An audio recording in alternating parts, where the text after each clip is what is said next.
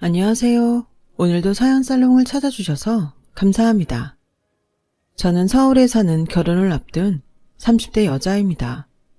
결혼을 앞두고 있어서인지 요즘은 하루에도 몇 번씩 기분이 롤러코스터를 타고 있어요.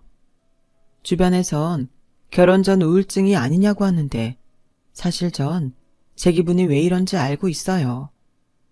저는 태어나기도 전에 아빠가 돌아가셨어요. 뺑소니 차에 치여서 27살 한창인 나이에 하늘나라로 가셔서 저는 아빠의 얼굴을 사진으로밖엔 볼 수 없었습니다. 저는 당시 엄마 뱃속에서 이제 막 아기집을 짓고 세포분열을 하고 있던 중이었고 어렸던 엄마는 저의 존재를 모른 채로 큰 상심에 빠져 계셨어요. 사실 저희 엄마는 아버지가 고아라는 이유로 집안의 반대가 심해 그 반대를 무릅쓰고 아빠 하나만 바라보며 사랑의 도피를 하셨어요. 그래서인지 그 충격은 정말 가늠할 수 없는 정도였대요. 엄마 말에 의하면 자기는 세상에 아빠만 있으면 그곳이 천국이라고 생각했는데 그런 아빠가 먼저 진짜 천국으로 가버리자 엄마는 하루아침에 지옥에 홀로 떨어진 기분이었다고 하셨습니다. 사랑의 도피라니. 그런 이야기는 영화나 드라마에서나 나오는 얘긴 줄 알았는데 저는 깜짝 놀라지 않을 수 없었어요. 그러면서 엉뚱하게도 나는 다른 친구들과 좀 다르게 특별한 아이인 것 같아 라곤 생각했어요. 지금 생각해보면 엄마가 들려준 아빠와의 러브스토리가 어린 마음에 꽤나 감동을 했던 것 같아요. 그리고 제가 태어나서 한 번도 보지 못한 사람들이 또 있었는데 그건 바로 외할아버지와 외할머니셨어요. 엄마가 사랑의 도피를 하셨으니 당연한 일이긴 했죠. 엄마는 돌아가신 아빠의 이야기를 하는 건 좋아했지만 외갓집 이야기를 하는 건 그다지 좋아하지 않으셨는데 어렸던 전 죽은 아빠가 살아와서 돌아올 순 없으니 살아계시는 외할아버지와 외할머니를 만나고 싶다고 생각하곤 했습니다. 사실 그때 저희 집 형편이 많이 좋지 않았거든요. 남들은 먹고 싶으면 고민 없이 먹을 수 있는 치킨도 맘 편하게 시켜 먹지 못할 정도였다면 어느 정도인지 가늠이 될까요? 아무튼 형편이 그렇다 보니 저는 외갓집이 큰 부자였으면 좋겠다. 혹은 외할아버지가 어디 큰 회사의 회장님이어서 어느 날 갑자기 멋진 승용차가 떡하니 우리 집 앞에 도착해서 우리 모녀를 이곳에서 구출해 줄 수 있으면 얼마나 좋을까 하는 상상을 하곤 했습니다. 엄마는 저의 운동회에 한 번도 오지 못할 만큼 매일 일을 하셨어요. 그래서 저는 엄마는 맨날 돈을 벌러 나가는데 왜 우리 집은 항상 돈이 없을까 하며 고민에 빠지곤 했는데 그 답을 알기까지 저는 초등학교 6년을 다 써버렸어요. 그리고 중학교 입학을 앞둔 어느 날 엄마 손을 잡고 난생 처음 교복을 맞추러 가는 날 늘 풀리지 않았던 의문의 답을 알게 되었어요. 그날은 항상 돈이 없다던 엄마의 지갑에서 돈이 술술 나오는 날이었는데 책가방과 구두 그리고 운동화까지 제가 고른 건 모두 사주시고 제가 먹고 싶다는 피자도 흔쾌히 사주시던 날이었어요. 그렇게 기쁘게 피자헛에 피자를 맛있게 먹는데 엄마는 피자를 맛있게 먹는 저를 보며 이런 이야기를 하셨어요. 그렇게 맛있어? 엄마가 그동안 이렇게 피자도 못 사주고 미안해. 그래도 엄마는 우리 은지가 하고 싶은 건 뭐든 시켜줄 수 있는 슈퍼우먼이 되려고 그러는 거니까 우리 딸이 이해 좀 해줘. 대신 우리 딸이 하고 싶은 건 엄마가 다 시켜줄게. 그러니까 뭐든 되고 싶은 꿈이 있으면 엄마한테 다 얘기해. 엄마가 꼭 우리 은지 꿈 이룰 수 있게 돈 많이 벌게. 드라마였던가? 가난한 집의 꿈은 사치라고 해서 초등학교 5학년 이후로는 꿈 같은 건 끊었는데 엄마의 그 말을 들으니 가슴이 먹먹했어요. 그래서 저는 엄마한테 이렇게 말했던 기억이 납니다. 그러는 엄만 꿈이 뭐야? 슈퍼우먼 말고 엄마는 되고 싶은 거 없어? 제 나이 14살에 저는 지금까지 이 질문을 한 번도 잊어본 적이 없어요. 왜냐하면 제 말에 엄마가 웃으면서 우셨거든요. 좋은 건지 슬픈 건지 이젠 초등학생도 아닌데 저는 엄마의 감정이 뭔지 가늠할 수 없었어요. 그런데 그때 엄마는 세상에서 가장 행복한 박은재 엄마가 되는 게 꿈이야. 뭐야 그게? 뭐긴 엄마 꿈이지. 그 모습이 제 가슴 속에 문신처럼 콕 박혀 저는 절대 나쁜 길로 빠질 수가 없는 아이가 되었고 오로지 엄마를 행복하게 해줄 수 있는 딸이 되고 싶다는 꿈을 꾸게 되었어요. 남들 다 하는 학원 과외 이런 거 없이 저는 문제집 2-3권으로 늘 반에서 1, 2등을 다퉜고 고등학교는 외고, 대학은 우리나라에서 그래도 손에 꼽는 와이대 법학과를 졸업하고 엄마의 뒷바라지로 무사히 로스쿨 4년을 마칠 수 있었죠. 당시 저희 모녀는 반지하 빌라에서 방 2개에 거실도 없는 그런 곳에 살았는데 대학교며 로스쿨 학비며 저희 엄마는 어디 도깨비 방망이라도 감춰놓으신 듯 등록금을 척척 내셨어요. 아마도 이럴 때 쓰시려고 아끼고 또 아끼고 하셨겠죠. 당신이 저에게 말했던 슈퍼우먼이 되기 위해서요. 저는 엄마의 남은 인생을 누구보다 행복하게 해주기 위해 돈 잘 버는 잘 나가는 변호사가 되기로 마음먹었어요. 다행히 하늘이 저의 이런 뜻을 아셨는지 유명한 대형 로펌에서 함께 일해보자고 제의가 들어왔고 저는 고민도 하지 않고 오케이를 했어요. 그렇게 변호사로서 사회에 첫 발을 내딛고 저는 미친 듯이 일에 집중했어요. 제 의지도 그랬지만 이제와 고백하자면 저는 친구가 없었어요. 학교 다닐 땐 기회가 있었지만 공부하느라 친구를 일부러 만들지 않았거든요. 시간도 돈도 없으니 차라리 친구 같은 건 없어도 된다고 생각했는데 어른이 되고 친구가 없다는 건 할 일이 일밖에 없어서 저는 일에만, 아니 돈 버는 일에만 집중했어요. 그래서 1년 만에 반지하 빌라를 탈출하고 듣기만 했던 깨끗하고 네모 반듯한 아파트를 계약했어요. 엄마, 이제 힘든 일 하지 말고 취미생활이나 하면서 딸 덕 보고 살아. 그동안 내 뒷바라지 하느라 고생 많이 했잖아. 이제 좀 누려. 이제 내가 엄마 하고 싶은 거 다 해줄게. 무슨, 이제 내 나이 50대 중반인데 뭘 벌써 쉬어. 싫어. 나 엄마 일 그만 안 두면 변호사 때려칠 거야. 뭐? 무슨 그런 무서운 말을 해. 그러니까 엄마가 그만둘지 내가 그만둘지 정하자고. 진짜 고집은 딱 네 아빠 판박이야. 알았어. 그렇게 엄마는 근 30년 만에 일을 놓으셨고 드디어 이사가는 날 엄마는 세상에서 가장 행복한 얼굴을 하고 계셨고 전 그 모습에 그동안 열심히 살았던 보람을 느꼈어요. 그리고 실감했죠. 치열하게 사느라 나이 먹는 것도 모르고 살았는데 제가 벌써 30살이 되어 있더라고요. 아직 첫사랑도 첫 키스도 못한 30살이요. 20대는 엄마를 위해 살았으니 30대는 저를 위해 살자는 생각이 들더라고요. 그래서 그때부터 열심히 소개팅도 하고 없던 취미도 찾으려고 이것저것을 기웃거렸어요. 하지만 인연은 쉽게 만나기 어렵더군요. 제가 마음에 드는 사람은 저를 조건으로만 보는 사람이었고 제가 별로라고 생각한 사람은 저에게 목을 매며 저를 곤란하게 했어요. 친구도 없으니 하소연도 못하고 이번 생은 이렇게 끝이 나는 건가 낙담하며 거의 반포기 상태가 되었는데 인연은 의외로 가까운 곳에 있었습니다. 평소 저에게 친절했던 저보다 4년 선배인 지금의 예비 남편이 갑자기 저에게 주말에 한번 밥이나 먹었으면 좋겠다고 하더니 그날 저에게 자기의 마음을 고백하지 뭐예요. 저는 처음엔 당황했지만 고백한 후로 제 마음을 향해 직진해오는 예비 남편에게 금방 마음을 뺏기고 말았어요. 그리고 저희는 속전속결로 연애 진도를 뺐고 드디어 청혼을 받게 되었습니다. 저는 그때까지 시작은 가난한 집에 아빠도 없이 태어났지만 앞으로도 꽃길만 걸을 거라고 믿어 의심치 않았어요. 하지만 제가 너무 자만했던 걸까요?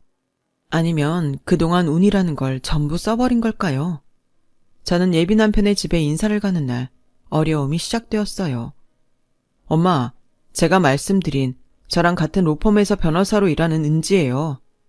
어머, 어서 와요. 얘기 많이 들었어요. 안녕하세요. 박은지라고 합니다. 예비 남편의 어머니는 제 인사를 받으면서 저를 위아래로 훑어보셨고 전 그런 어머니의 시선이 부담스러워 다른 곳을 쳐다봤는데 예비 남편의 집은 정말 입이 떡하고 벌어질 정도로 으리으리했어요. 저희 집 전체만한 거실에 마치 궁전처럼 넓고 곡선진 계단이 눈에 들어오더군요. 연애하면서 예비 남편이 있는 집 아들일 거라는 짐작은 했는데 이렇게 그야말로 부잣집 아들일 줄은 몰라 당황했죠. 그런 제 모습을 그의 어머니가 비웃듯 보고 계셨습니다. 저녁 같이 먹자고 불러놓고 내 정신 좀 봐. 배고프죠? 이리 와요. 아줌마, 우리 저녁 식사 준비해줘요. 예비 남편의 어머니는 익숙한 말투로 아줌마를 불렀고 곧 네 사모님 하는 다른 아주머니의 목소리가 들렸습니다. 6인 식탁에 그야말로 진수성찬이 차려지더군요. 저는 뭐부터 먹어야 하나 젓가락을 들고 망설이는데 그의 어머니가 미소를 지으며 저에게 드라마에서나 나올 것 같은 말을 하시더군요. 많이 먹어요. 그냥 평소에 우리 식구 먹는데 숟가락 하나만 더 넣은 거니 부담 갖지 말고. 네, 잘 먹겠습니다. 저는 가장 가까운 샐러드를 한 입 먹었고 그의 어머니는 기다렸다는 듯 저에게 초면에 내가 이런 질문해서 미안한데 부모님은 뭐 하시나? 하며 물으셨어요. 아빠는 제가 태어나기 전에 돌아가셨고 저희 엄마는 전에는 일을 하셨는데 지금은 쉬시고 계세요. 어머, 듣기로 형제도 없다고 했는데 그럼 은지 씨가 가장? 네, 그렇죠. 어머나 세상에. 예비 남편의 어머니는 제 말에 젓가락을 내려놓으셨어요. 그리고 속이 타는지 물을 벌컥벌컥 마시며 자리에서 일어나더라고요. 저는 이게 지금 무슨 상황인가 순간 불쾌한 기분이 들었는데 은지야, 잠깐만 엄마랑 얘기 좀 하고 올 테니까 절대 여기서 나오지 마. 나오지 말라니. 저는 예감이 좋지 않았어요. 그리고 그 예감은 적중했고요. 나가지 않아도 그의 어머니 목소리가 온 집안에 쩌렁쩌렁하게 울리더군요. 기껏 김 원장님 딸 태짜 놓더니 너 제정신이야? 난 같은 로펌 변호사라고 해서 우리 집이랑 비슷한 집 딸인가 했지? 네가 뭐가 아쉬워서 가난한 집 딸을 만나? 이미 그 얘긴 끝났잖아요. 전 제가 좋아하는 사람이랑 결혼할 거고 아버지도 그러라고 하셨는데 이제 와서 사람 초대해놓고 이러시면 어떡해요? 난 설마 했다. 그래도 내가 키운 아들인데 안목이 있겠지. 믿었다고. 그냥 사람 하나만 봐주세요. 엄마 사짜 며느리 바라셨잖아요. 그래, 바랬지. 근데 이건 아니야. 엄마가 바란 건 있는 집에 사짜 며느리라고. 저런 소녀가장 같은 애는 아니라고. 엄마. 됐고, 네가 알아서 잘 정리해. 엄만 사고 칠 것 같아서 방에 가 있으마. 두 사람의 대화 소리를 다 듣고 문이 열리고 닫히는 소리까지 다 들으니 저는 더는 이곳에 있고 싶지 않더군요. 사실 진작에 일어나고 싶었는데 처음 당하는 치욕에 발이 후들거려서 일어날 수가 없었어요. 이 상황을 설명할 수도 수습할 수도 없는 그가 제 앞으로 다가왔고 저는 떨리는 목소리로 말했습니다. 미안한데 나 좀 거지 같은 여기서 데리고 나가줄래? 저는 그의 부축을 받고 으리으리했던 그 집 대문 밖을 나왔어요. 발에다 주겠다는 글을 뿌리치고 저는 한 발 한 발 발에 힘을 주고 걸었어요. 방심하면 금방이라도 주저앉을 것 같았는데 정말 그러기는 죽기보다 싫어서 이를 악물고 걸어 택시를 타고 집에 왔습니다. 그날 밤 그는 저에게 연신 전화를 걸었고 저는 받지 않았어요. 그냥 이 결혼은 하지 않는 게 맞다고 생각했습니다. 저를 위해서도 저희 엄마를 위해서도요. 마음을 독하게 먹을수록 저는 눈물이 나왔어요. 이러니 저러니 해도 저에겐 그가 첫사랑이었으니까요. 저희 엄마는 남자친구 집에 인사를 다녀오겠다고 말한 딸이 돌아와 방에 처박혀 있자 마치 저에게 무슨 일이 생겼는지 이미 다 아는 듯 울고 있는 저에게 이렇게 말씀하셨어요. 그렇게 좋아하면서 앞으로 어쩌려고 그래. 무슨 일인지 다는 모르지만 엄마 때문이면 엄마가 네 남자친구랑 그 집 부모 한번 만나보면 안 될까? 안 돼. 나 하나면 됐어. 엄마까지 그런 사람 만날 필요 없어. 엄마가 말했지? 네가 원하면 엄마는 다 해준다고. 됐다니까. 세상엔 엄마가 해줄 수 없는 게 더 많아. 그냥 나 비참하게 하지 말고 그냥 엄마는 가만히 있어, 제발. 아무것도 하지 마. 엄마는 제 말에 충격을 받으신 듯 아무 말 없이 멍하니 한참을 서 있으셨어요. 저도 제가 잘못하고 있다는 걸 알았지만 그땐 제 감정이 그런 걸 인정할 만큼의 여유가 없어 상처받았을 엄마의 마음을 외면했습니다. 한때는 오로지 엄마의 행복만 바라던 딸이던 제가 좋아하는 남자 때문에 엄마의 마음에 비수를 꽂은 거예요. 엄마는 한참을 말없이 저만 바라보다 축 처진 뒷모습을 하고 방을 나가셨고 다음날 참 오랜만에 싱크대 선반에서 빈 소주병을 발견했습니다.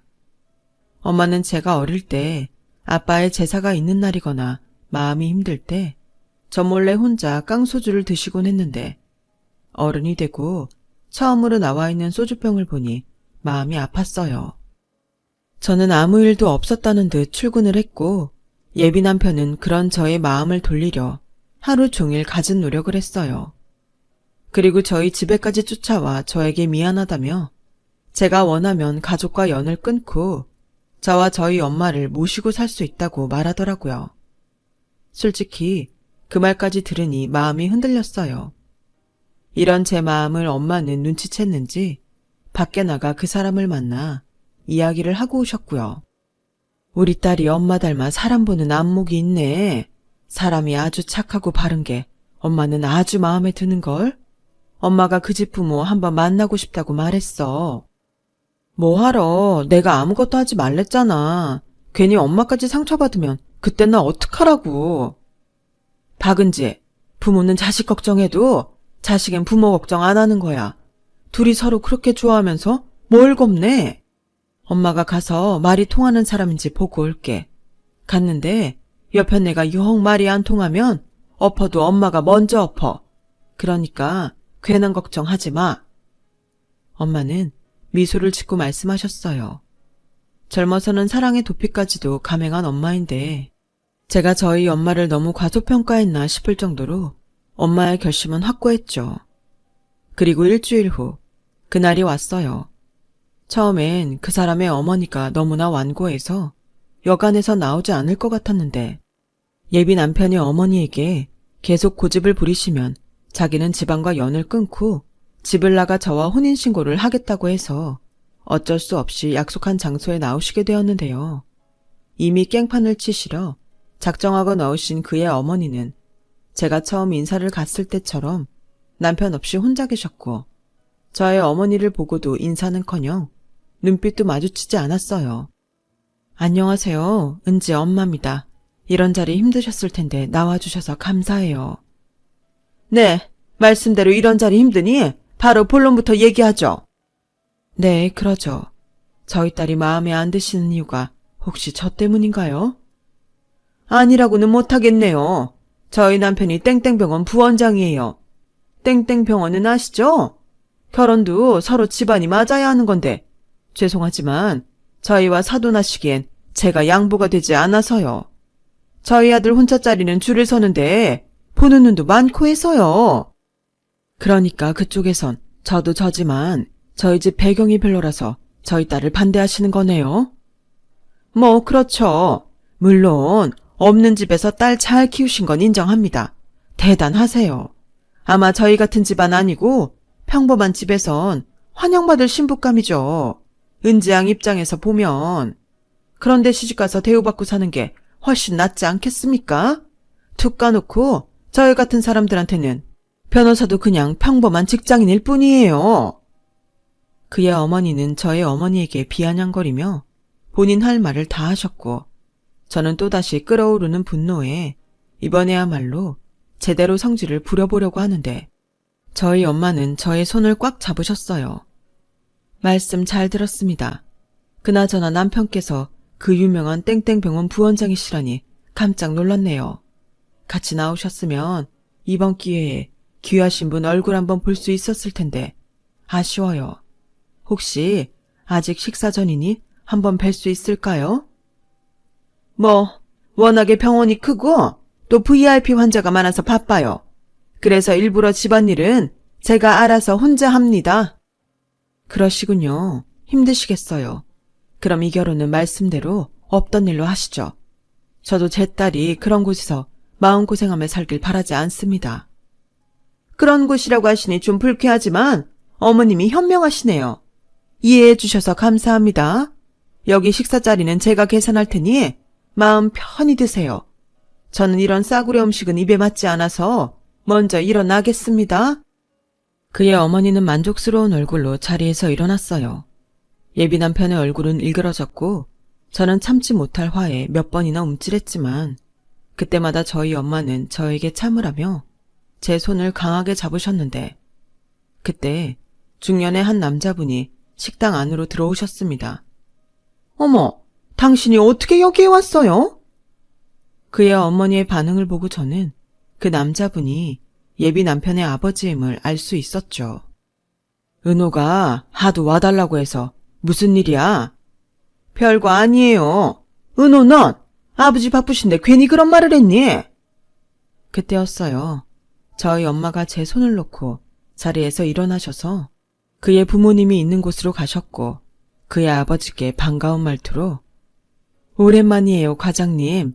아니, 이젠 부원장님이라고 불러야겠네요. 라고 하시는 거예요. 저는 깜짝 놀랐어요. 저뿐만 아니라 그의 어머니의 표정은 뭐 이런 미친년이 있지 하는 듯 했고요. 누구시죠? 그의 아버지는 저희 엄마에게 기억이 나지 않는다는 듯 물었어요. 저 차은혜예요. 너무 오랜만에 보셔서 잘 기억나지 않으시죠? 엄마는 덤덤하게 말씀하셨고 예비 남편의 어머니는 무슨 수작이냐며 아까와는 다르게 언성을 높이셨는데 당신 조용히 좀 해봐. 그러니까 네가 내가 아는 은혜가 맞다는 거지? 차석태 딸 차은혜. 네, 맞아요. 저희 아버지 잘 계시죠? 워낙에 병원밖에 모르시는 분이라 사는 동안 궁금하진 않았지만요. 저는 이 상황이 믿기지 않았습니다. 옆에서 예비 남편이 우리 엄마의 아빠, 그러니까 제 외할아버지가 아버님이 일하는 병원의 병원장인 거라고 말해 주는데도 저는 그 말이 귀에 하나도 들리지 않았어요. 오히려 태세 변화는 그의 어머니가 저보다 빨랐죠. 어머, 이게 무슨 운명의 장난이래요? 진작에 말씀하시지. 설마 일부러 저 놀리려고 하신 거예요? 아무튼 우리 그이도 그렇고 우리 아이들도 그렇고 병원장님네랑 우리는 인연이 보통이 아니에요. 안 그래요, 사돈? 사돈이라니. 저에겐 소녀 가장이라고 하고 방금까진 저희 집 배경이 별로라고 막말을 하더니 저는 기가 찼습니다. 저희 엄마도 기가 찬다는 듯 그의 어머니의 말에 화답하셨어요. 저도 이런 기막힌 인연이 또 있을까 싶네요. 하지만 아까 말씀하셨듯이 이 결혼은 없던 것으로 하는 게 좋을 것 같아요. 그러니 사돈이라는 말은 하지 마세요. 아까는 제가 실수한 거예요. 아이들이 저렇게 둘이 죽고 못 사는데 사돈이 저 좀 한번 봐주세요. 저희 엄마는 그의 어머니의 말에 아무런 대꾸도 하지 않으셨고 이야기를 다 들은 그의 아버지는 이 상황이 어떤 상황인지 단번에 알아차리셨습니다. 당신, 내가 은호 결혼 문제 적당히 하랬지? 애들 보기 창피하지 않아? 그 나이 먹도록 그릇이 그거밖에 안 돼. 앞으로 당신은 은호 결혼 문제에서 손 떼. 알겠어? 여보. 은혜야, 미안하다. 네가 싫으면 이 결혼 안 시켜도 된다. 대신 자식된 도리로 이제 그만 너도 내 고집 꺾고 네 부모한테 늦기 전에 얼굴 비춰. 요즘 내 아버지 건강이 말이 아니야. 이대로 그냥 돌아가시면 후회해도 늦는다. 나중에 알고 보니 그의 아버지는 저희 외할아버지의 제자였고 저희 엄마가 집을 나간 후론 무리해서 일만 하시다 최근엔 심장이 좋지 않아 입원과 퇴원을 반복하고 계시다고 했습니다. 저는 또 한 번 저희 엄마의 고집이 정말 보통이 아니라는 것을 확인할 수 있었어요.